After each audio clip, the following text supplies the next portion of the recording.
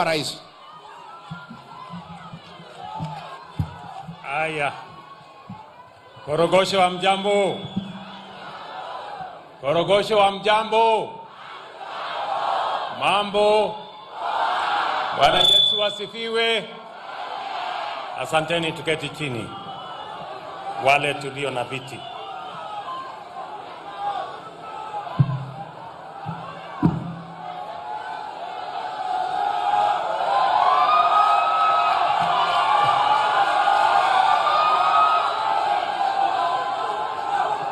Asanteni sana.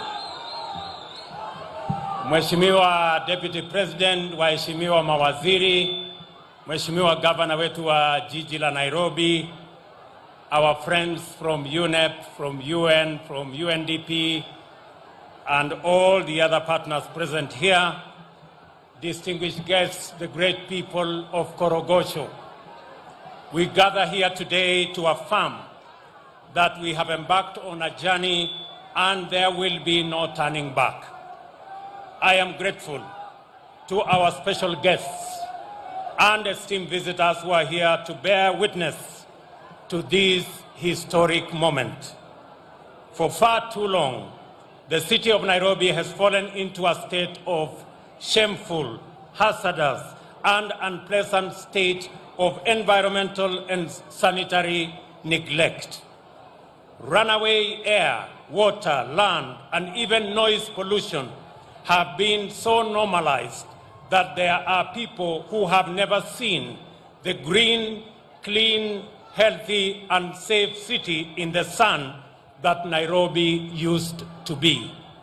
In other words, commitment to the integrity of the environment is a central feature of political, economic, social, and cultural life in our nation. The bottom-up economic transformation agenda fully recognizes that shared prosperity is guaranteed in our time as so long as it is driven by clean, green growth. This means that we shall be custodians of the environment in recognition of our generation's twin obligations as heirs of the generation that came before us and as trustees for posterity. The responsible stewardship of the environment agenda is a matter of intergenerational justice, and we shall not be a generation so reckless as to pursue a scorched earth policy in our quest for prosperity. This commitment is particularly relevant at a time when climate change has subjected the earth to unprecedented temperature increase, leading to rising sea levels, flooding and drought of huge intensity and for long duration.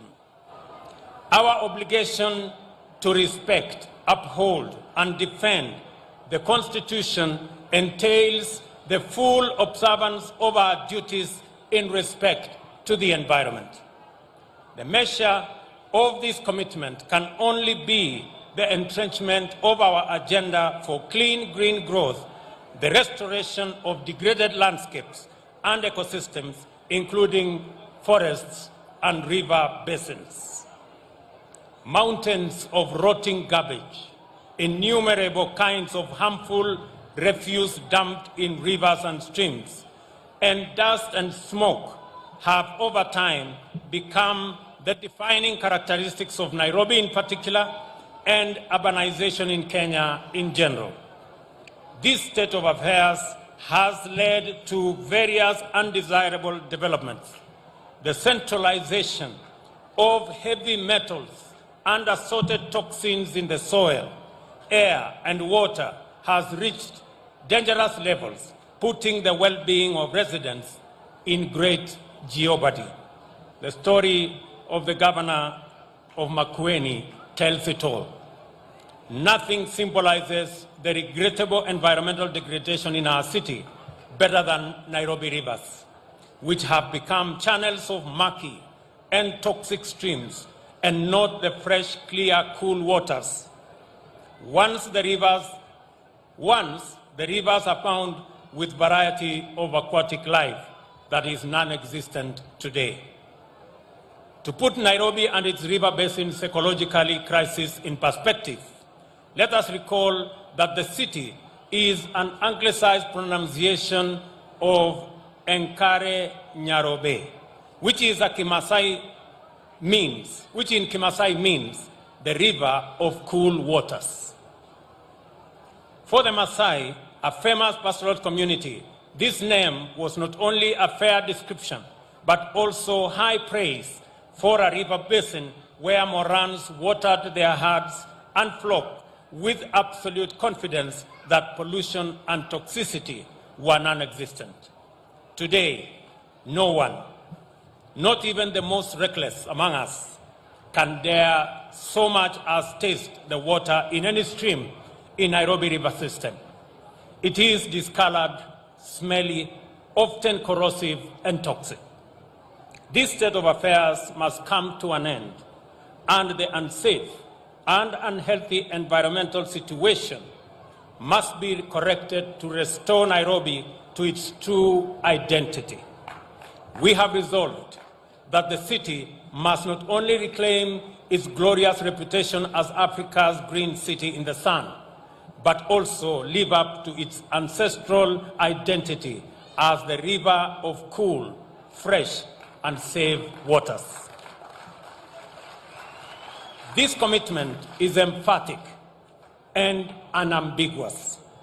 Kenya's National Development Blueprint is categorical that the shared prosperity we must pursue has to be attained in a clean and secure environment. The preamble to our Constitution has made it clear that a shared consciousness of our respect for the environment is our heritage and collective determination to sustain it for the benefit of future generations. For this reason, the right of every person to a clean and healthy environment is affirmed.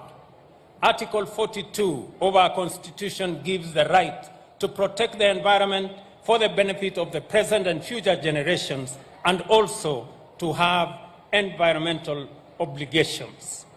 A few weeks ago, I presided over the commencement of activities to restore the Ngong Forest Complex, which is the source of many rivers that form the Nairobi Rivers Basin. Our national program to plant 15 billion trees by 2032 will restore many river sources and catchment areas. The work we are inaugurating today advances this restoration and rehabilitation agenda so that the water flowing in our rivers may begin to support a profusion of aquatic life again. This portion of the cleaning and greening campaign is of special personal significance to me. My research project for my master's degree documented significant changes in water quality due to pollution of the wetlands in Nairobi National Park. I therefore recommended conservation measures to bring pollution under control in my thesis. A number of stakeholders have worked hard over the years to do precisely this work. From 2000, UNEP undertook the Nairobi River Basin Project. In 2019, UNEP again collaborated with the Rotary Club under the Adopt a River initiative, which is still going on. Likewise, the UN Habitat, in collaboration with the government, undertook the Nairobi River Regeneration Initiative. Finally, the National Environmental Management Authority has been implementing the Urban Rivers Regeneration Program since 2019. Despite this commendable work, the Nairobi River Basin ecosystem has not regenerated sufficiently to sustain aquatic life, and much work remains to be done to turn murky streams into rivers of cool water. The Nairobi Rivers Commission represents a fresh, resolute, and substantive effort to supplement, complement, catalyze, and accelerate all previous efforts to enable Nairobi live up to the promise of its name and recapture its reputation as the clean, green city in the sun. As things stand today, we all know that Nairobi is the city in the garbage. The Commission is inclusive, participatory and collaborative, and represents collective action on a major scale and with representation from various multi-stakeholder groups. And I want to ask my deputy to include representatives from the county of Machakos and the county of Makueni, so that they too can make input into this great program, either as co-opted members or members in whatever other form, to make sure that this project is cross-county, as the governor has said earlier. The Commission also has an advisory group made up of UN Habitat, UNEP, World Resources Institute, development partners, and private sector organizations. With this new impetus, the aspiration to make Nairobi Rivers Basin viable and the water clean is virtually guaranteed to happen very rapidly.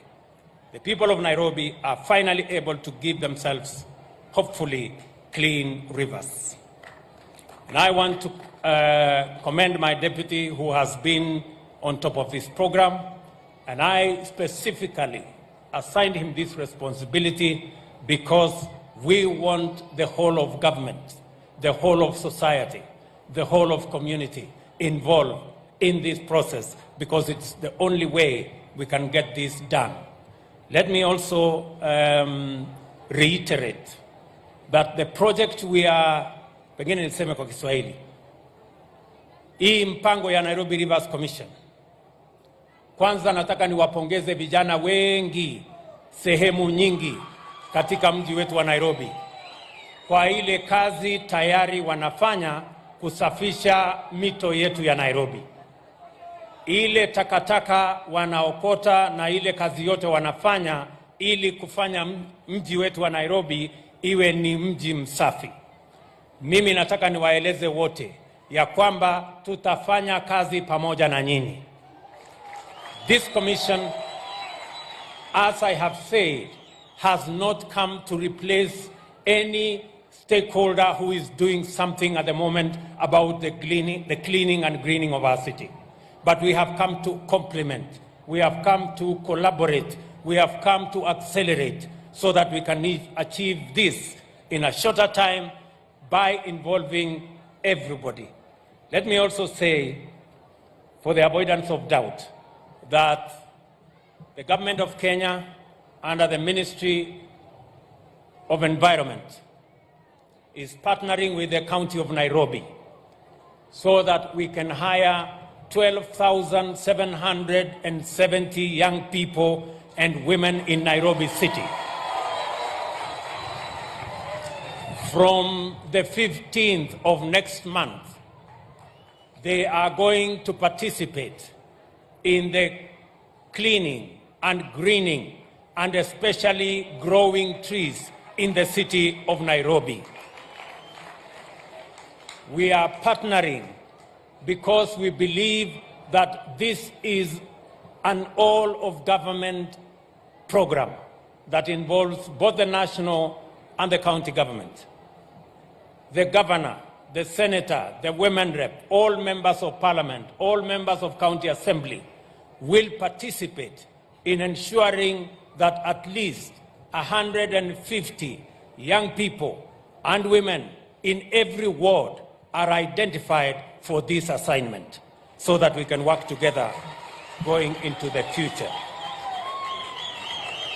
Let me also assure you that those who are currently pouring sewage into our rivers will shortly have no excuse, because just to respond with what Vile Sakaja amesema kwamba tuko na mpango kamili.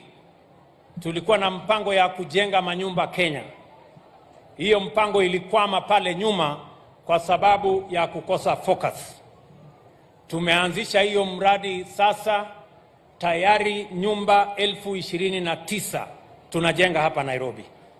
Na nimesema wakati tunajenga hizo manyumba hapa Nairobi, nafasi ya ajira kama ni nafasi 70,000, vijana wa mitaa watajumuishwa katika kazi hiyo ya kujenga manyumba zetu. Tumesema vile vile vijana ambao wanafanya kazi ya jua kali, wale wanajenga madirisha, wale wanajenga milango, wale wanafanya kazi hiyo ingine yote ambayo inahitajika katika shughuli hiyo, wawe ni vijana ambao wanapatikana katika kila sehemu. Kama manyumba inajengwa Nairobi, na watu wa Nairobi ndio watashughulika na hiyo kazi ya kujenga hiyo manyumba. Vile vile tumekubaliana ya kwamba wakati tunajenga hizo manyumba lazima pia kuwe na sewage system. Na mimi nataka niwatangazie watu wa Nairobi, tayari tuko na mradi wa bilioni 22 ya sewage ya Nairobi City. Tuko na contractors 5 in one program, na tuko na contractors 4 katika program ingine kuhakikisha hasa Eastlands, hii Eastlands yote tuwe na sewage system. Na mimi nitamwambia governor wetu aunganishe Nairobi Water na Athi Water wafanye kazi pamoja kwa hiyo mpango, kwa sababu we have a program already funded by the Africa Development Bank and other development partners for the establishment, for the construction and for the installation of a proper sewage system, especially in Eastlands, so that we can manage sewage, we can manage waste, and it should never go to our rivers. Therefore, those who are polluting our rivers with sewage, I put you on notice, because that must stop. Our rivers are not a place for sewage. We have a sewage system. We are expanding that sewage system so that every homestead can find a sewage system that they can channel their sewage into those systems and not into our rivers. So, Mheshimiwa Governor, mwambia watu yako huyo jamaa wa Nairobi Water atafute jamaa mwingine anaitwa Michael Duita wa Athi Water, wafanye kazi pamoja, kwa sababu hiyo mpango inaendelea saa hizi, and we want to work with you so that we can provide the sewage for the city of Nairobi. Nataka vile vile niseme ya kwamba mpango wetu ya kuhakikisha kwamba tunabadilisha Nairobi ni mpango ambayo hauwezi kusimama.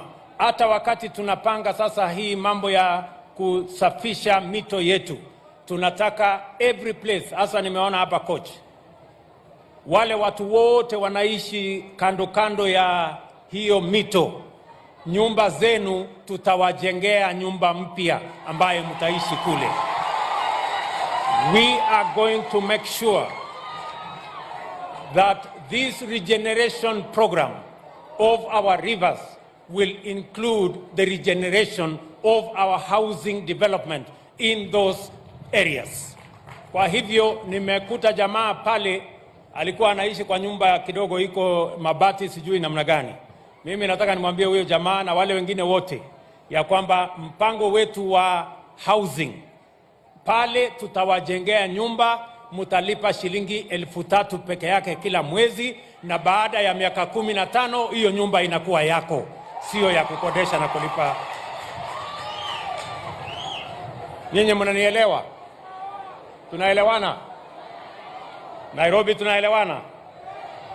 Na hiyo kazi tutafanya kwa sababu mumetupatia nafasi ya kushughulika na hiyo kazi.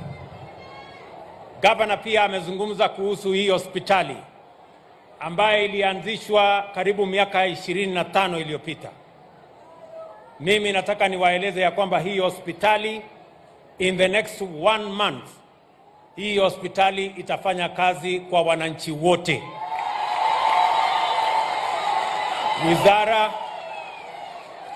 Wizara ambayo inahusika na mambo ya afya watafanya kazi na huyu gavana wenu na county government ya Nairobi, tuhakikishe ya kwamba kama kuna vifaa ambayo haitoshi, kama kuna sehemu haijakamilika, tutakamilisha, tutaweka vifaa zile inahitajika, ndio hii hospitali isiwe ya watoto peke yao, iwe ya watoto na watu wazima na kila mtu katika sehemu hii yenu, ndio isaidiane na zile hospitali zingine ambazo ziko katika sehemu hii ya Korogocho na sehemu hii ya Eastlands. Isabu watu wa hapa Ruaraka na watu wa kule Embakasi wote wafaidike na kazi hiyo ambayo tunafanya kwa pamoja.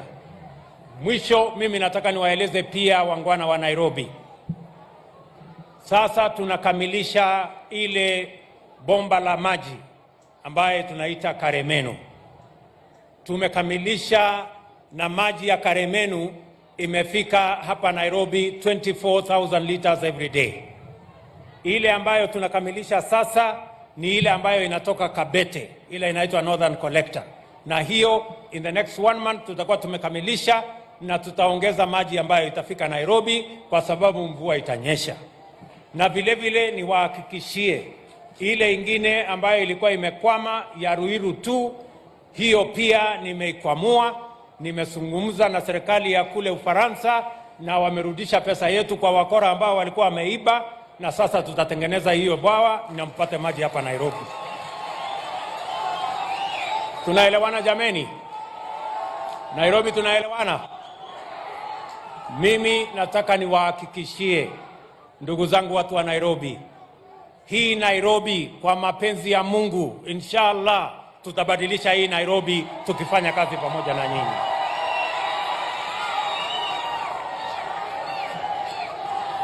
Musikue na wasiwasi ya kwamba eti kutaenda hivi, eti kutaenda vile. Mimi nataka niwahakikishie mambo ya uchaguzi na viongozi tulimaliza tarehe 9 mwezi wa 8. Ile kazi imebaki sasa sio ya vyeo na mamlaka ya viongozi tena. Ile kazi tuko nayo sasa ni ya wananchi hawa. Tupange mambo ya wananchi, na wauliza viongozi wenzetu, msianze kutuuliza mambo ya uchaguzi ya 2027. 2027 ni miaka 5 ijayo. Sasa tunataka kuongea mambo ya hawa wananchi ya leo na kesho kutwa mpaka ifike siku hiyo. Tunaelewana jameni? Mimi nauliza nyinyi watu wa Korogocho, mnataka tuendelee kuongea mambo ya viongozi, nani yako na kiti, nani hajapata, nani alikosa? Mimi nataka niwaambie mambo ya uchaguzi na mambo ya viongozi tulimalizana nayo. Mambo ya saa hii ni mambo ya hawa wananchi. Ni kweli ama si kweli? Tunaelewana? Tunaelewana? Na mimi nataka niwaambie wale ndugu zetu watulize boli. Watulize boli. Tunaelewana? Na wasituuzie uoga. Sisi sio watu wa kuuziwa uoga. Tunaelewana? Kila Mkenya ako na haki katika taifa letu la Kenya. Tunaelewana watu wa Korogocho na watu wa hapa Ruaraka? Sisi malengo yetu, mpango yetu ni kuhakikisha kwamba Kenya inaenda mbele. Na mimi nataka niwaambie wale majamaa. Tunaelewana? Niwaambie nisiwaambie? Niwaambie nisiwaambie? Nataka niwaambie wale majamaa, nyinyi mulikuwa na miaka 5 ya handshake na mambo yenu. Bei ya unga ikafika shilingi 230. Saa hii tumeteremusha imefika 180. Watupatie nafasi itakuja 140. Watupatie nafasi itakuja 120. Wawache kimbelembele walikuwa na nafasi yao wakaharibu. Mimi nataka niwaambie wale majamaa, na waambia wale majamaa walituacha na madeni kibao. Karibu nchi yetu iteleze ingie mahali ambapo ya kukwama. Saa hizi tumeanza kupunguza madeni. Katika budget ya mwaka huu tumepunguza bilioni 300 ya madeni. Hata wale walikuwa wametufungia katika masoko ya kitaifa, katika international financial institutions, saa hizi hata interest rate ambayo ilikuwa imefika 17%, saa hizi tumeteremusha, imefika less than 10% kwa ile soko ya kimataifa. Mimi nataka niwaambie hawa majamaa, si wanajifanya ati wao ndio majogoo wa Nairobi. Nairobi gani? Nairobi hii ya mto chafu na takataka na mambo ya machafu kama haya. Mimi nataka niwaambie watupatie nafasi, tufakie chafu ya Nairobi, tuondoe takataka na sewage kwa Nairobi River, tuwaonyeshe vile city ya Nairobi inafaa kukaa, sio ile city wamezoea ya takataka na chafu na sewage. Tunaelewana jameni? Watupatie nafasi, tubadilishe Nairobi. Mtu wa Nairobi asilipe rent miaka yote. Mtu wa Nairobi aanze kulipa mortgage baada ya miaka 15 awe na nyumba hapa Nairobi. Kila mtu awe na nyumba hapa Nairobi. That is the city we want. Tunaelewana jameni? Kwa hivyo hawa jamaa watulize boli. Ama mnasemaje? Ati wanataka kututisha na maandamano. Watafanya maandamano mpaka watachoka, kwa sababu tunawaambia hatuwezi kukubali. And let me say, for the avoidance of doubt, that Kenya is going to be a country run on the basis of the rule of law and the Constitution, and all citizens have an equal opportunity, and no citizen is greater than the other.